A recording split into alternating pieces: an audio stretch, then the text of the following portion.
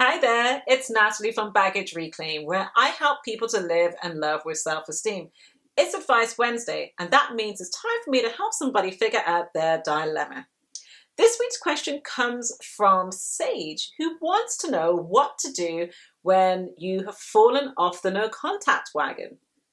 She says, I am interested in what you should do when you successfully accomplish your get out plan and you are in no contact for 2 months and even manage to ignore all of their texts. But then you completely fall off the wagon by having a semi-intoxicated hookup with them because of a mutual friend's birthday party. It all ended in me telling him the next day that it was a mistake and that we were done because of how he treated me, and that I just wanted to pretend that it never happened. I should add that he's 21 and I'm 23, and that we currently go to a small university together and share a class. But we dated for 10 months when he was 18 and I was 21, and this was back in 2013. What should I do? Okay, first of all, let's just step back for a moment. Sage mentions that she did a get out plan. So this is something I talk about in my book, The No Contact Rule.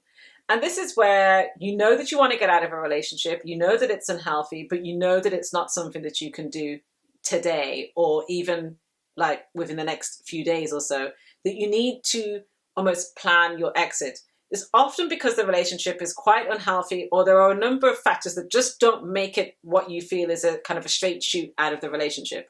And so it might be that you need to organize your living situation. It might mean that you just need to get yourself emotionally ready. So you just need to kind of build up the resilience, build up the strength, build up the courage. Whatever it is, you need a bit of a plan to get out. And so you tend to set a date. So it's like, I'm within 3 months, I'm going to be out of here, or it might be the next big thing. So if you know that they behave in a particular way, it's like, right, the next time, that next big thing where I feel this particular way or they do that particular thing, I am out. I find it quite scary. This girl's quite young and she's already had to do a get out plan with this guy. So that says to me that for whatever reason, this interaction between the two of them was really unhealthy. She's then gone on to do no contact for a couple of months, and she didn't bother to respond to his text, which again would suggest that there is a boundary issue there. Sometimes we make the mistake of thinking, oh, I told them that, I don't want to be in touch, or I kind of avoid them and stay out of their way because, I just want my own personal space. And yet they keep trying to call me and they keep trying to text, like they must be crazy about me. No, they have bad boundaries, because when you turn around and say no to somebody, when you step back from them and try to have your own space and they keep trying to impose themselves upon you, that's showing bad boundaries. That's showing like a problem with respecting no. You're seeing the edges of how much they respect you. So she's now gone through no contact, and then she has fallen off the wagon because she's semi-intoxicated, she's at a mutual friend's birthday party, and maybe it's not being as vigilant. It's called being human, though, that it happens to a lot of people. Sometimes it happens to people several times. And with this type of situation, you can make it as big or as small as you want to, because you can turn this into a learning moment where you can recognize, okay, so that was a really good decision that I made about going no contact with them. So you recognize that, you validate your original decision to do so, and you recommit to no contact, or just like not basically proceeding with the relationship. What I'm picking up here, though, is that she's clearly still angry, and that's understandable if there were certain things that went down in the relationship. But if she wants to make sure that she's not vulnerable to being in this situation again, then she also needs to acknowledge that if she was involved with Mr. Unavailable, then part of that was about her own unavailability. She was his fallback girl as such, the person that he sort of fell back on. She was always there and maybe letting herself be the passenger while he was the one sort of driving the relationship. She's done the right thing by getting out of that relationship.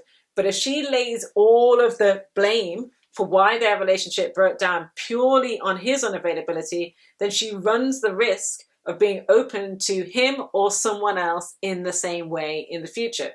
What she needs to do is not berate herself for the fact that she, fell off the wagon as such and slept with him, but she just needs to recognize, one, that she's human, and two, that it was a vulnerable moment, and three, that she now knows that she definitely doesn't want to be involved with him and that she needs to take care of herself. I think as well, you need to, in these situations, forgive yourself, not in a, oh, it's totally okay to just go and like sleep with your ex, and you know what, if it happens again, so what? But more in the sense of, come on now, it's okay. It doesn't have to be that big a deal. Learn from it, move on from it, type of thing. But also, I think it doesn't have to be about forgiving him per se, but more about that when she's able to forgive herself, that she can move on from this and not really worry about caretaking his feelings and behavior about it. By forgiving herself, she's not saying that she's condoning his behavior. She's not saying that, you know, she's okay with what he's done, but it is about taking care of her side of the street. Also, she doesn't need to like be friends with him. She doesn't need to trust him again. She doesn't need to let him back into her life in the same way, or even to a degree.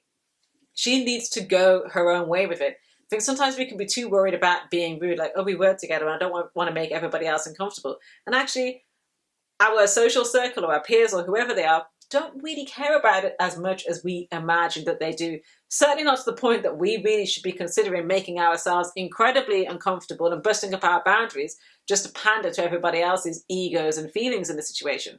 So yes, they do go to a small university, but you know, believe me when I say that she's not the only person who's hooked up with somebody out of the university. The answer here isn't to try to re-engage to the same degree again. I think it's more a case of that she needs to accept that the relationship is over and to acknowledge her part, no matter how small it may be, in what went down between the two of them, but to maybe let go of holding on to the anger per se with him, write off whatever it was that happened that night and move on from that. It doesn't have to be that the no contact that she did for those few months is written off. She just continues on from where she left off, and she focuses on taking care of herself and not worrying so much about what he thinks, what he might do, and the fact that they're in this university together or that they share the same class. Focus on her studies, focus on taking care of herself, focusing on moving forward.